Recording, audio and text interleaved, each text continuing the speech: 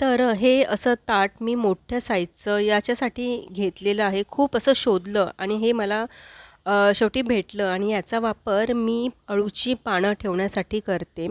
व्यवस्थित अळूची पानं याच्यावरती बसतात आणि मसाला देखील असा छान याला सगळीकडे लागला जातो.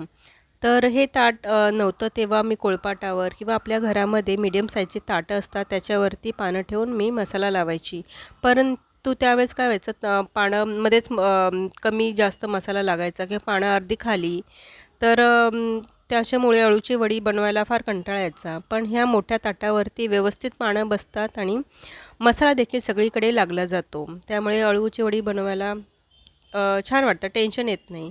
तर आज देखील मी अशीच वडी बनवलेली आहे आणि पानं हे 4-5च होती आणि वडी बनवली छान स्टीमरमध्ये वाफवली आणि थोड्याशा तेलामध्ये हे फ्राय केली.